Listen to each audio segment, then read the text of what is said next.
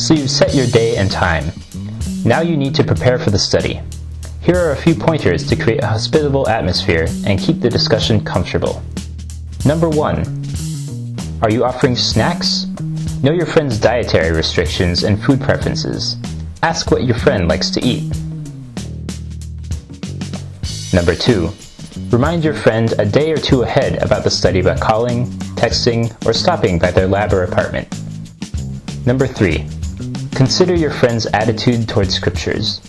For example, some cultures and religions, for instance, some Muslims and Hindus, would see writing in a Bible or leaving it on the floor as a sign of disrespect. Number 4. Familiarize yourself with the passage for the week. We are in Acts chapter... No, wait. Look, sorry. So, this is a parable about a dishonest man who is rewarded and, well, I never understood this one really. Read through the passage prayerfully and ask yourself what the main teaching of the passage is. What do we learn about God, people, and life? Then imagine the questions your friend might ask. Print out a copy for note-taking. If there are difficult words or concepts, add a short explanation. But relax. You don't need to have all the commentary memorized. Remember that you're prepping a Bible discussion, not a sermon. But what if I can answer their questions? When your friend asks questions, show interest and listen. Look up answers together. Wow, that's a great question. I never thought about that. Well, I'm not really sure about the answer, but we can both look for answers and look about and discuss. Be aware of communication styles. Consider your volume. Remember that you're having a conversation, not a presentation.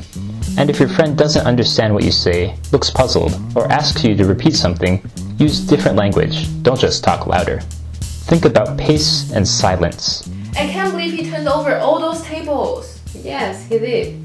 Did you know the place the tables were was the only place in the temple that Gentiles were allowed to be? I can't believe he turned over all those tables. It would be really hard for people to move around with the tables there, and since the place was for worship, I think people were really glad when the tables were gone. Allow for silence for processing. Thinking about the passage and then formulating an English sentence could take time. In many cultures, it is also impolite to respond too quickly. You don't want to interrupt someone, so it is customary to have a brief pause before the next person speaks. Consider your body language and eye contact. And be prepared to get a bit closer than you might be used to.